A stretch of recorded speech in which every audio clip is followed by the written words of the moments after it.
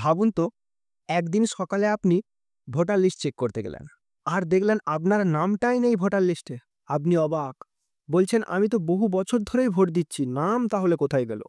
বন্ধুরা, এই ঘটনায় এখন অনেক জায়গায় ঘটছে এসআইআর বা স্পেশাল ইন্টেনসিভ রিভিশন প্রক্রিয়ার সময়। তো আজকের ভিডিওতে আমরা জানবো এসআইআর কিভাবে সম্পন্ন হচ্ছে বা এসআইআর কাজ কিভাবে করছে, কেন এটা করা হচ্ছে, বিহারে ঠিক কি ঘটেছে, আর আমাদের মতো সাধারণ ভোটারদের কি করণীয়। এখন দেশের প্রতিটা ভোটার লিস্টে প্রচুর সমস্যা দেখা দিচ্ছে। কেউ মারা গিয়েও নাম আছে, কেউ ২ জায়গার ভোটার, কেউ নতুন বাড়িতে গিয়ে নামই আপডেট করেনি। এই সব সমস্যা ঠিক করতে ইসিআই অর্থাৎ ইলেকশন কমিশন অফ ইন্ডিয়া শুরু করেছে এই স্পেশাল ইন্টেনসিভ রিভিশন অর্থাৎ এসআইআর প্রক্রিয়া। এর মূল উদ্দেশ্য একটাই, একজন নাগরিক একটাই ভোটার আইডি, আর কোনো ডুপ্লিকেট নয়। এর কিছু আইনি ভিত্তি রয়েছে। তো আমরা প্রথমে জানব এই আইনি ভিত্তিটা কি। এসআইআর শুধু ইচ্ছামতো করা যায় না, এর কিছু আইনি ভিত্তি রয়েছে। ভারতীয় সংবিধানের আর্টিকেল নম্বর ৩২৪ অনুযায়ী নির্বাচন কমিশন ভোটার তালিকা তৈরি ও সংশোধনের পূর্ণ অধিকার রাখে। এছাড়া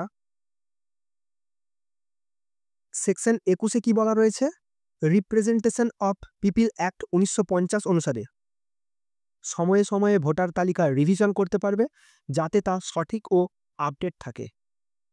তাই বলা যায় এই এসআইআর কোনো নতুন কৌশল নয়, বরং ভোটার তালিকাকে পরিষ্কার ও নির্ভুল রাখার একটা আইনগত প্রক্রিয়া।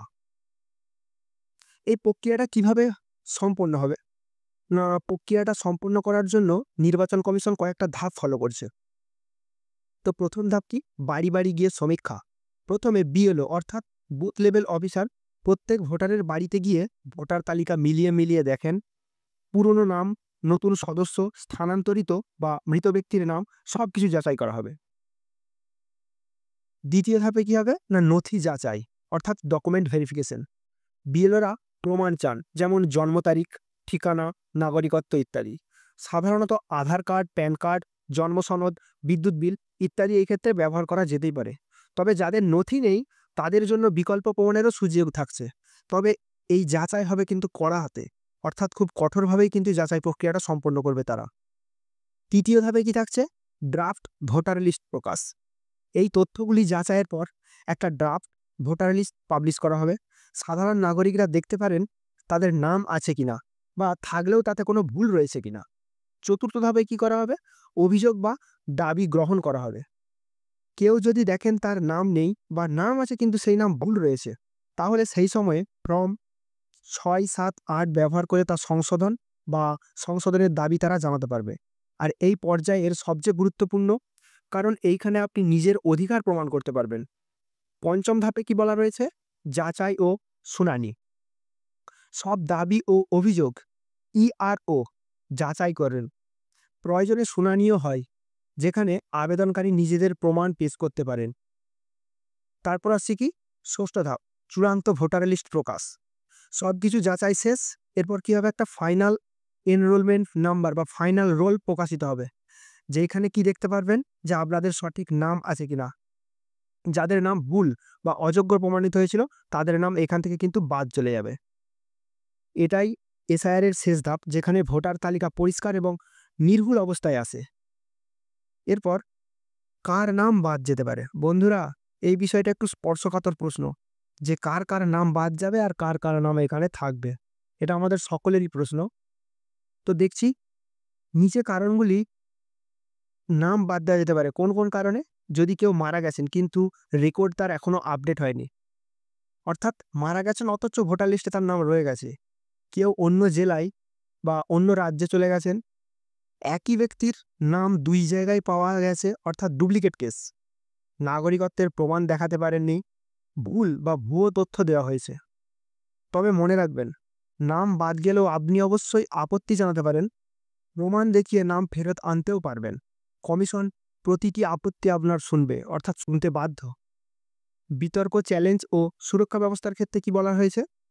কিছু মানুষ বলছেন এই প্রক্রিয়ায় অনেক দরিদ্র ও প্রান্তিক মানুষের নাম অন্যায়ভাবে বাদ পড়তে পারে, কারণ তাদের কোনো প্রমাণপত্রই নেই। আবার কেউ বলছেন এটা রাজনৈতিক ব্যবহারের ক্ষেত্রে ব্যবহার করা হচ্ছে।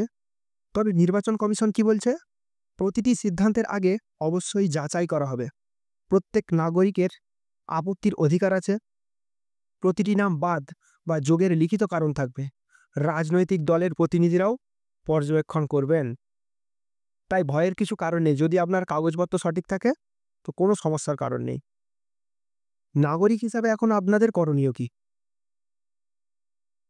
নিজের ভোটার কার্ডের নাম চেক করুন। আমি অবশ্যই এই লিঙ্কটা ভিডিও ডেসক্রিপশন বক্সে দিয়ে রাখবো। তোমরা চাইলে এই লিঙ্কে ক্লিক করে ভোটার লিস্টে আপনার নামটা আছে কিনা অবশ্যই চেক করে নেবেন। যদি নাম ভুল থাকে বা নাম না থাকে সঙ্গে সঙ্গে ফর্ম 6 বা ফর্ম 8 জমা করুন আপনার নিকটবর্তী অফিসে, অথবা নিকটবর্তী অফিস আধিকারিকের সঙ্গে যোগাযোগ করে সম্পূর্ণ বিষয়টা তাকে জানান। প্রয়োজনীয় নথি যেমন আধার কার্ড, ঠিকানা, জন্ম তারিখের প্রমাণ ইত্যাদি সবকিছু তৈরি রাখুন। স্থানীয় বিএলও বা যে স্থানীয় অফিস রয়েছে সেখানে গিয়ে যোগাযোগ করুন। নিজের ভোটার অধিকার রক্ষার দায়িত্ব কিন্তু আপনারই। সুতরাং এসআইআর মানে শুধু নাম বাদ দেওয়া নয়, বরং ভোটার তালিকাকে নির্ভুলভাবে তৈরি করা। আজ যদি আপনি নিজের নাম যাচাই না করেন, কাল হয়তো ভোট দেওয়ার সুযোগও আপনি হারাতে পারেন। তো এখনো সময় আছে। নিজের ও নিজের পরিবারের নাম চেক করুন। সবসময় সঠিক তথ্য দিয়ে রাখুন। তো এই ছিল এসআইআর সম্পর্কে আজকের মূল ভিডিও। ভিডিওটা যদি ভালো লাগে অবশ্যই ভিডিওতে একটা লাইক দিয়ে দিও। আর তোমরা কে কোন জেলা থেকে ভিডিওটা দেখছো সেটা কমেন্ট সেকশনে অবশ্যই কমেন্ট করে জানিও। আর তোমাদের কি মতামত? এটা রাজনৈতিকের জন্য করা হচ্ছে না সত্যি ভোটার লিস্টকে সঠিকভাবে তৈরি করার জন্য করা হচ্ছে, সেটাও অবশ্যই কমেন্ট সেকশনে কমেন্ট করে জানিও। আর আমাদের এই চ্যানেল আপডেট ইয়েতে প্রথমবারের জন্য ভিজিট করে থাকলে চ্যানেলটাকে সাবস্ক্রাইব করে দিও এবং পাশে থাকা বেল আইকনে ক্লিক করে অল নোটিফিকেশন সিলেক্ট করে দিও। তো দেখা হচ্ছে নেক্সট ভিডিওতে।